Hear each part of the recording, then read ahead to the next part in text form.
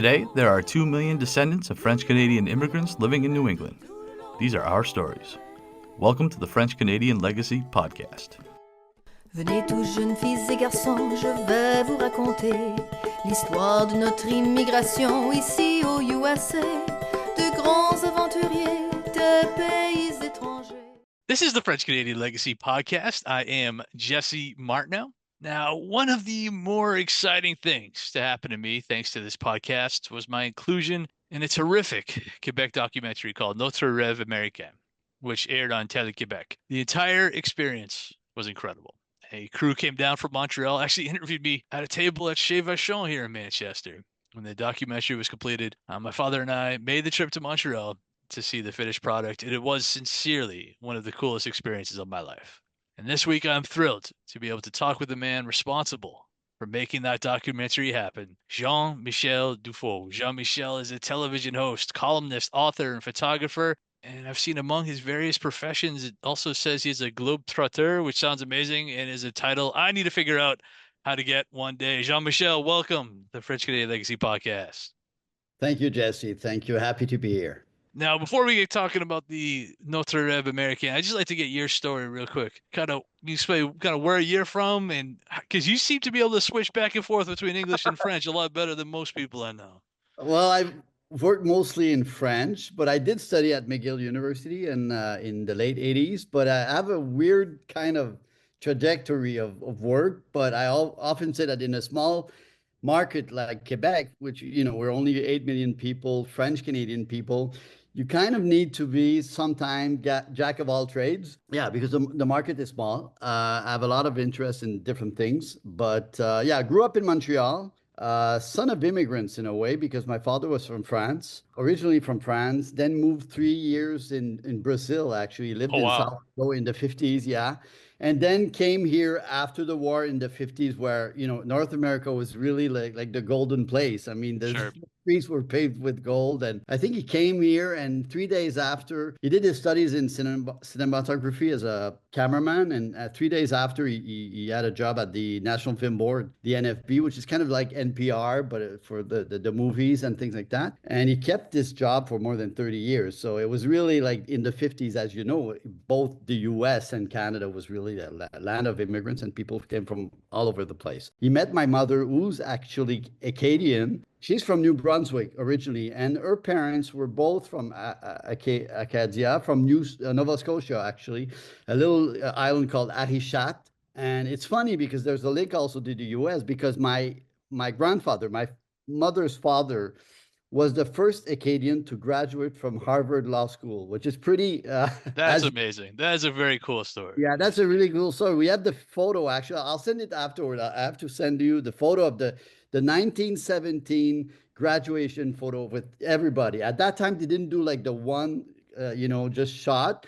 Sure. But they had all this group in 1917.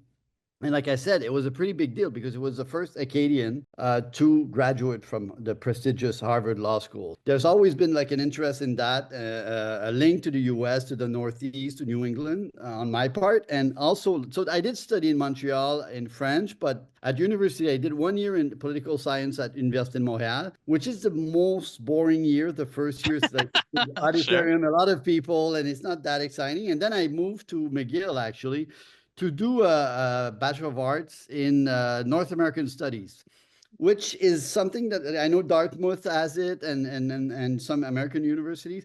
So it's a Bachelor of Arts, but you do geography, history, political science. And I was always fascinated by the US ever since I was a kid, that big neighbor that's close to us. Of course. So there was that interest. But after that, because at that time, I didn't really know exactly what I wanted to do. My father always said, better study, better have something to tell instead of not doing anything. Then maybe you'll find your way. And hardcore journalism interested me. I think my mom would have wanted me to be a lawyer, but it was like too many books to read, and I wasn't that intellectual. But then that led to, it's funny because I did some stand-up when I was younger, and then that led to writing in television.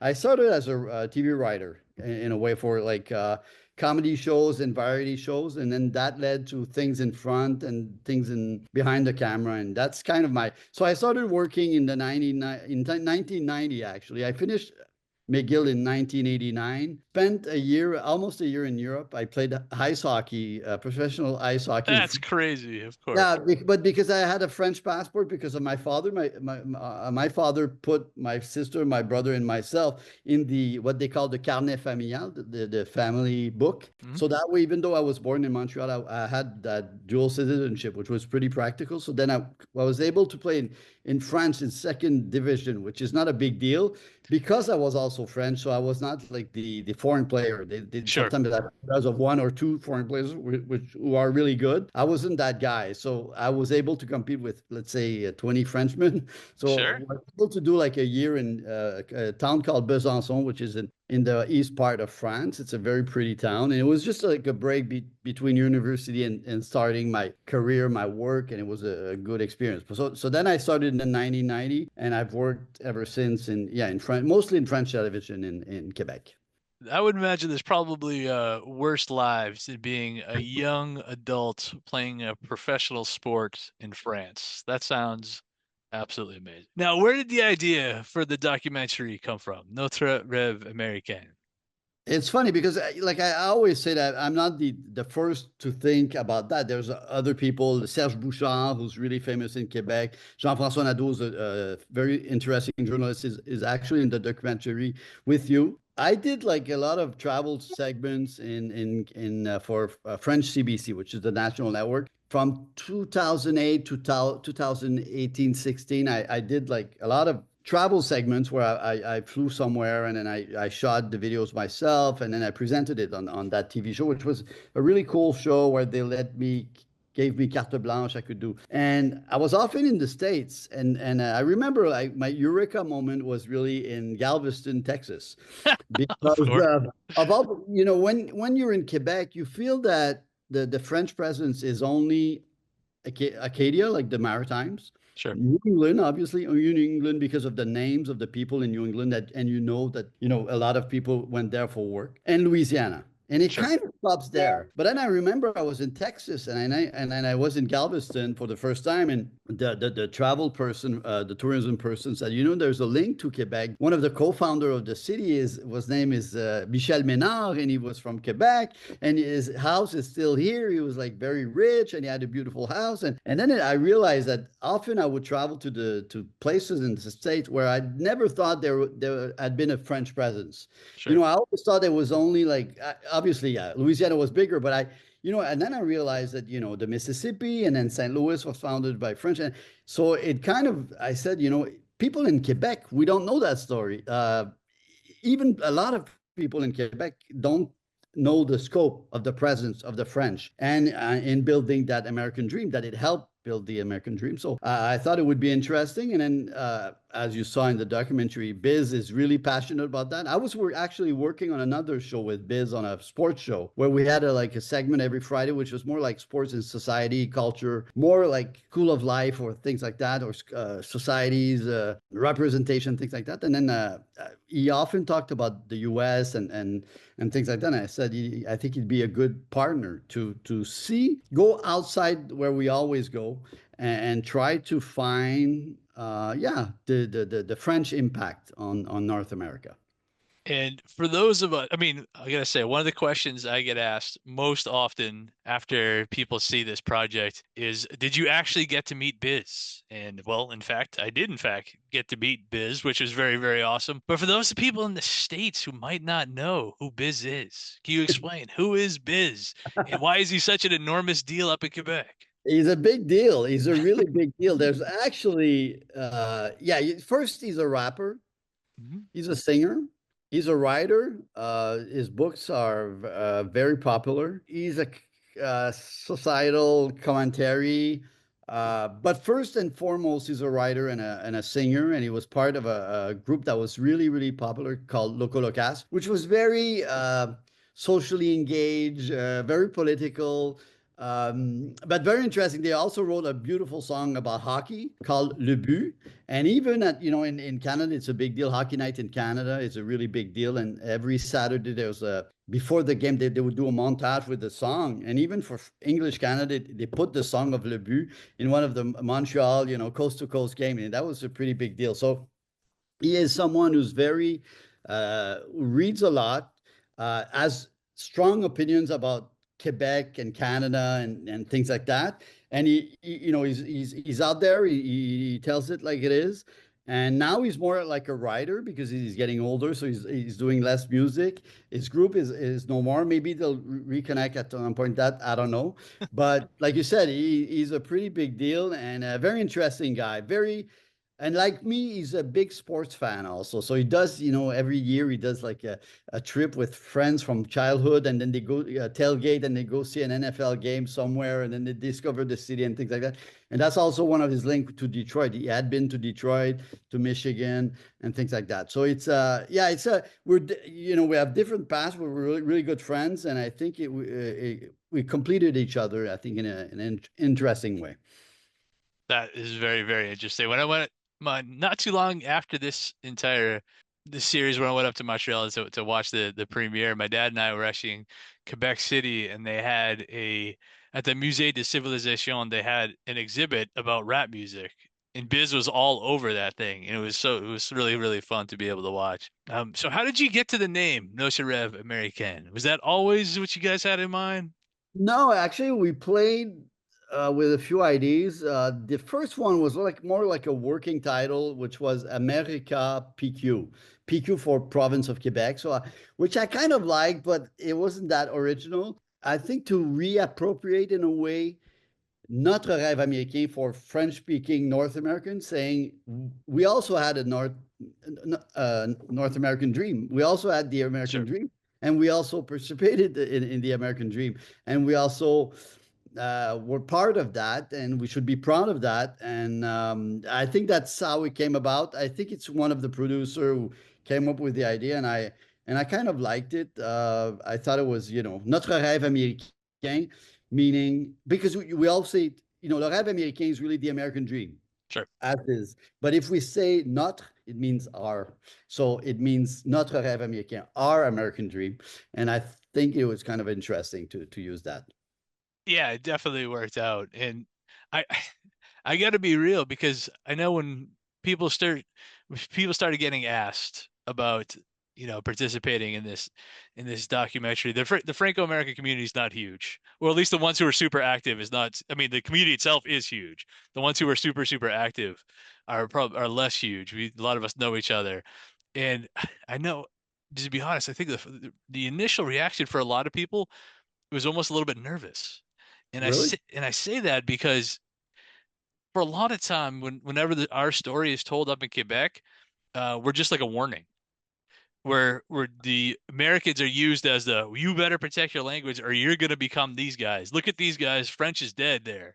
And for us, that's scary, because that was the last thing we want to do, was for a message to get out saying that we don't exist anymore. And so when we hear somebody in Quebec is doing a story on us, a little time was a little trepidation going into it. So I'm just, because this took a very, very different approach. And was that something you were cognizant of kind of going in? Well, it's interesting you say that.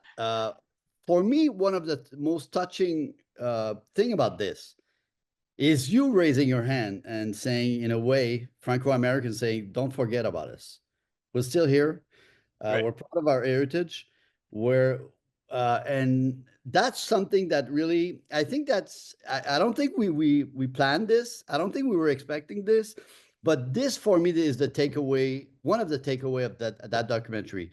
This is something that really resonated for myself, because I heard that, and for me, it was very, very touching. And I'm proud when it's really weird French, the French thing, and even like the relationship we have with France, and we can say bad things about French people, and we'll say it's not, and it's not all bad. There's positive and there's negative, and Sure. it's for North America, French in North America, and I kind of, for me, it was very touching to see you, to see David, and to see the Marie Claire, and see them, yeah, raise their hand, and in a way, say, yeah, like you said, it's not just that we're extinct and French is dead and it's finished. No, there's kind of a pride there. And for me, that was very, very touching, because this is something that is also important for me. And I always say, for me, it's non-political. It's not a question of being independent or being part of Canada. That's not the question for me. But it's at least to recognize what we did in the past, what we are, and we should also be proud of ourselves. Like, Italian immigrants are proud of themselves, and Irish immigrants are proud of themselves. And I think French immigrants should be proud of themselves. And that's that for me, that's one of the takeaway of that. And even in Quebec itself, it is, as you know, complicated our relationship with this continent, with our language, with our country, even with France, because we don't have we're not French.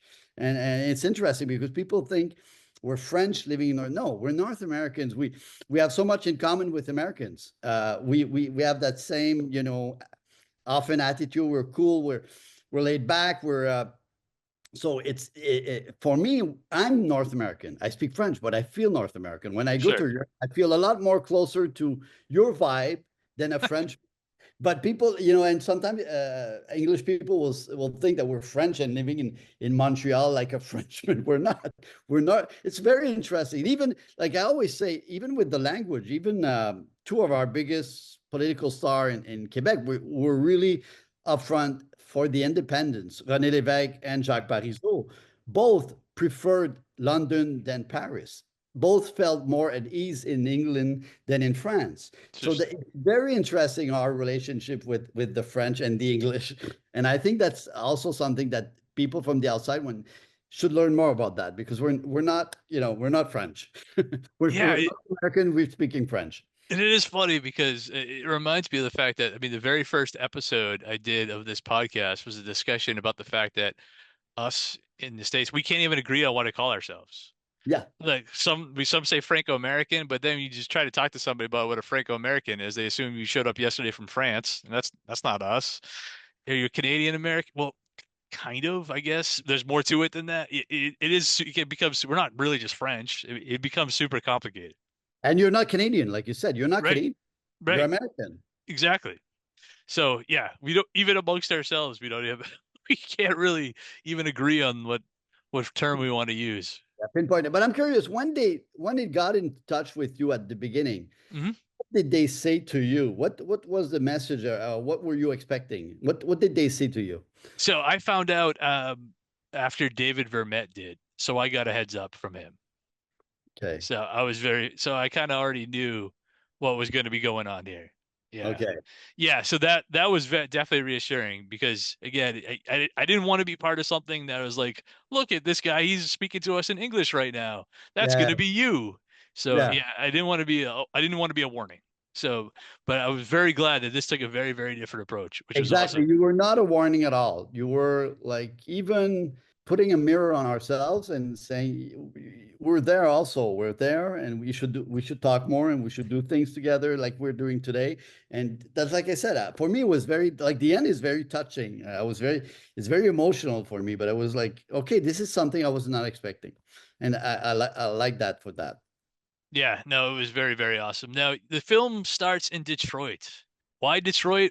What'd you guys do in Detroit? What made you decide that we want to go to Detroit to start this? I think the thing is, in French, we say, choisir, c'est renoncer, which means to choose is to renounce. We couldn't do everything. Like, I would have liked to see, like, Texas and other places. I think it was really interesting because it's kind of, there's like two periods. There's the first, the first immigrants, and then the second wave, which with the Industrial Revolution and more New England. But the first wave is really like in boats and kayak and things like that.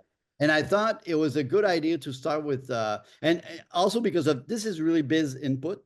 He had been to Detroit. He knew about, the Festival du Nain Rouge, the big parade, which is kind of a Mardi Gras, but in Michigan, and the link with, La Salle and the founders. And I think it was a good idea to start somewhere else. And because from there, also the Mississippi and everything, it starts a lot from there. And also because Biz, had a really big link with Detroit. But it's interesting, myself, my father's cousin, because is aunt had met an American soldier in the First World War, and she married him. She moved to Michigan, so they had children, and her their daughter was the cousin of my father, and she was teaching actually French at school in Southfield, just outside of Detroit. Cool. And her parents lived in Florida as retirees, but she was originally from France. He was American. And it was really their name was Stanley. So when I was young, we would go to Michigan sometimes, and even we had a high school in exchange. I remember my father was very impressed. We visited the Ford factory, Oh, which was cool. cool. And he told me the story about Henry Ford, and he created the middle class, and he paid more his employees, but it was a good thing because then they could buy cars and things like Sure. that. There was the America that he loved, and he was very fascinated by the car thing. And I remember I'm a kid, and we were seeing this big huge factory of cars, and so I had also a link with Michigan, but I hadn't been in a long time, so it was interesting to go back. But I had a small link also with Michigan. And that's cool because I think at least when we tell our own story here in the States, a lot of times we tell it from two perspectives, which is New England or Louisiana. Yeah, the upper Midwest is a story that we don't tell nearly enough, even in our own histories, when we pass it on. So I thought that was very, very cool that you guys chose to start there. But if I'm talking, of course, about the Detroit area, I do have to mention that there are some guests of this podcast, friends of the podcast who have been on before, who also like Claire Marie Brisson, who's proud to be from the Detroit area. But Robert Perrault is in the documentary. I mentioned David Vermette's in the documentary. So how did you guys get lined up? Kind of where the places you would go and the people you would talk to? How did that process work? I think that's really kudos to the research team. I mean, we needed to. The thing is, it could have been almost a series. That's Oh, sometimes for it's sure. Yeah. because there's so much to cover. There's so and the French presence. Like you remember when the documentary we were looking at a map, and then we see names that are French, and even Minnesota and the state slogan "L'Étoile du Nord," which is French. I mean, in places in Cache ta poudre in Colorado and everywhere. There's Right. almost everywhere you could pinpoint to. The French were there. French were there. But like I said, we had to pick and choose because it was like a 1 hour documentary. But I think it was interesting to do like the Great Lakes and Michigan, and obviously we couldn't do without New England because it's such a big deal. The numbers, the presence, as you know, uh, it's really important. And the story of all these people from Quebec that left for New England for work because of the Industrial Revolution.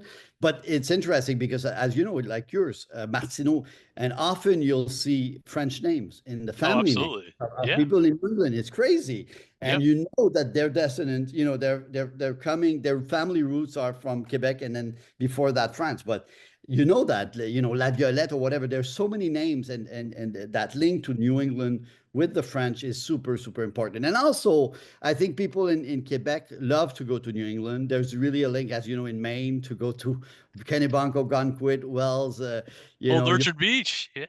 yeah, exactly. Old Doctor Beat, they're both famous, exactly. But even New Hampshire, Vermont, and Vermont, which means Green Mountain. Sure. Uh, so I think that was also necessary, even though people could have said. But like I said, I'm really happy we did it because we had like another energy from coming from there. We had an energy saying we're here and we're not dead and we're Right. proud of our heritage and we should talk more and for that I thought that was really cool. I think the namesake you mentioned is fun because I've been able to meet a bunch of people through the podcast, and I've got some friends down in Drummondville who came down because they wanted to see Manchester and some of the places I talk about all the time. And of all the places I showed them in the city, I think the one that struck them the most was when I took them to the cemetery. We have a giant cemetery here on the west side of Manchester, and every single name is French. Just Oh, a really? huge cemetery, and it's all French names. And But they were just, it's yeah. crazy. Even I think the bank, the name of the bank is still like in French or the Caisse St. Populaire. Marie's, yeah, Yeah, Caisse Populaire Saint Marie. Yes, yeah, that still exists. St. Marie still yeah. exists. Yeah. And Actually, it's funny because I think I told you, but a few years ago, just during the pandemic, I went to Manchester. I visited. There's two beautiful Frank Lloyd Wright houses built in Manchester, and I'm a Yes. big fan of architecture and Frank Lloyd Wright. And these are beautiful homes that you can visit, which was really really cool. The baseball stadium with the hotel, and you can see the baseball field. Yeah. Uh, the all of the old building and I love these American cities with the industrial past, but then they renovate and do something else with it. And it's only 4 hours drive from Montreal, so it is something doable. And I had a great time. I love it. I love to go to New England, and I'm looking Well, forward to it again. well, when you come back, I'll show you all the French sites here Yeah, in Manchester. In fact, I'm coming to you now from my apartment, which was former mill housing. It's one of those big brick buildings, but yes, these are repurposed. But a question I do have to ask is because outside of have you met Biz, the question I think I get asked the most often is when are we gonna get an English version? that's something that we really need to do. And this is like with the producer and the network, but it should be in English. There should be translation. They should do something about it. So I'm hoping like maybe yeah, I'm hoping soon that there will be an English version for sure. John, same thing for John Cooper. Or he said, a lot of people would like to see it in English, and so that way you could show it and share it. And for sure, it needs to be translated in a professional way for sure. We're hoping, absolutely. And I do want to get one more. I know we respect your time, but I get one more I want to ask. I guess big picture, you've already made reference to it. But outside of just this documentary, as Franco-Americans, I guess, what do you think we could do to have that closer relationship with our cousins in Quebec? Because we're always trying. We have various levels of success. Let me put it that way. But I mean, what would you suggest? That's a good question. I think things like doing what we're doing today. I think the documentary was one step, but we also need to be more aware of that. We need to do our homework. We need to lend a hand. Sometimes, get in touch. But I think if we feel that on your side, there's also a need to build some bridges and things like that. I think Quebec is really interesting because we are aware that sometimes we felt so fragile so that we kind of Hmm. forgot about all the French outside. Even Biz said it. Even Bez said, he never thought about French Canadians outside of Quebec before. And they're like you were saying, it was like, oh, it's they're gonna lose the language, and it's not interesting. But now I think with the documentary, he said himself that it changed his viewpoint, his Sure. outlook on the French presence.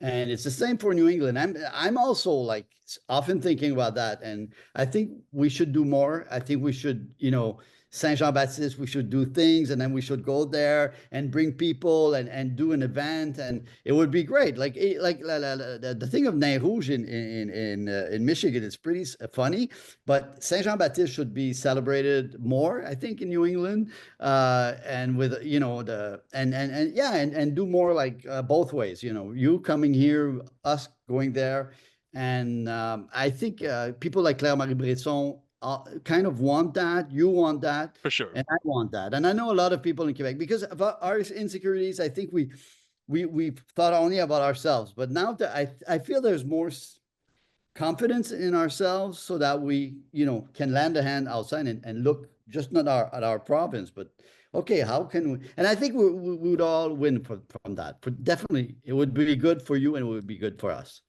Well, that's a very cool response because I definitely hope that is the case because for a lot of us, Franco-Americans, so much of our identity is, the Quebecois heritage that we have and the stories that were passed down to us, the traditions we have. So maintaining that link is just such an important part of a lot of our lives. The stronger we can make that, the better. So this has been a blast. For us, and even for a lot of people, one of the greatest writers in the world is from New England. I mean, Jack Kerouac, if you look at his story, is a tip. He's an American like you, but with a French heritage, Sure. and one of the groundbreaking, modern, changed the whole game. And so you brought a lot also. So, I think it's great. And I think we should do that more often. And I'd like to thank our guest, television host, columnist, Jean-Michel Dufaux. This has been an absolute blast. Thank you much, sir.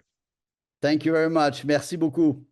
Now our fathers look at us and sigh with despair, to think that everything they love we simply do not share.